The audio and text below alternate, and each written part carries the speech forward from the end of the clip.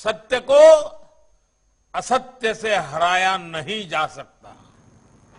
आस्था को आतंक से कुचला नहीं जा सकता। भले ही भारत इस बारे में खुलकर कुछ नहीं कह रहा, लेकिन अफगानिस्तान में अचानक से बदली स्थिति पर भारत की पूरी नजर है।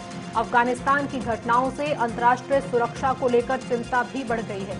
भारत कई इशारों में तालिबान का खुला विरोध कर चुका है। हाल ही में विदेश मंत्री ने भी कहा था कि वैश्विक समुदाय को उन देशों के पाखंड का विरोध करना चाहिए जो निर्दोषों के खून से हाथ रंगने वाले आतंकवादियों की रक्षा करते हैं। भारत ने आतंकवाद से अंतर्राष्ट्रीय खतरे पर सुरक्षा परिषद में भी ध्यान खींचा था, बल्कि इशारों में ही भारत ने आतंक परस्त पाकिस्तान और चीन की भूमिकाओं को भी समझाया था। तो ये सारी डेवलपमेंट बताने के लिए काफी है कि भारत तालिबान को लेकर क्या सोचता है। इसके मददगार चीन और पाकिस्तान के प्रति भारत का क्या रुख रहेगा। पीएम मोदी ने आज इस मुद्दे पर एक ट्वीट भी किया है और वो भी बहुत कुछ साफ करता है।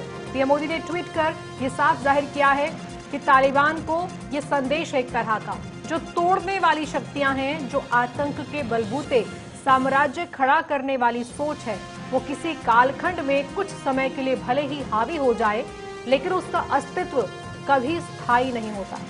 वो ज्यादा दिनों तक मानवता को दबाकर नहीं रख सकते।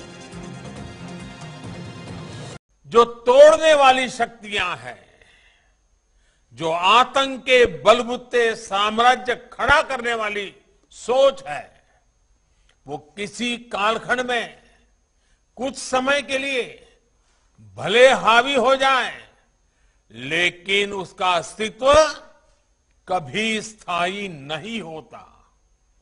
वो ज्यादा दिनों तक मानवता को दबाकर नहीं रख सकती। ये बात जितनी तब सही थी जब कुछ आतताई सोमनाथ को गिरा रहे थे, उतनी ही सही आज भी है जब विश्व ऐसी विचारधाराओं से आशंकित है।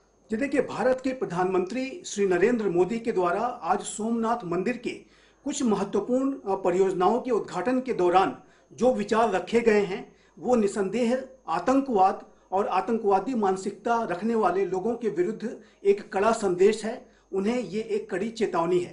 प्रधानमंत्री मोदी ने ये स्पष्ट रूप से कहा कि सोमनाथ मंदिर के जो आक्रांता थे, उन्होंने समय समय पे इस मंदिर के ऊपर हमले करने की कोशिश की, इसे क्षतिग्रस्त करने की कोशिश की, और बार बार इन हमलों के बावजूद भी ये मंदिर उठ के खड़ा हुआ है। और ये इस बात को दर्शाता है कि आतंक के आधार पर अगर कोई साम्राज्य स्थापित करने की कोशिश करेगा तो उसके मंसूबे कभी भी सफल नहीं हो सकेंगे।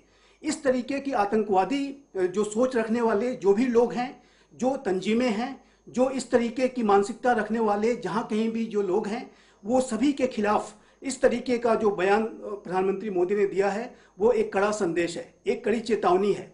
और आतंकवाद के आधार पर अगर कोई साम्राज्य स्थापित करने की कोशिश करता है तो उसमें उसे थोड़ी बहुत सफलता शुरुआती दौर पे मिल सकती है, लेकिन उनका विनाश निश्चित है।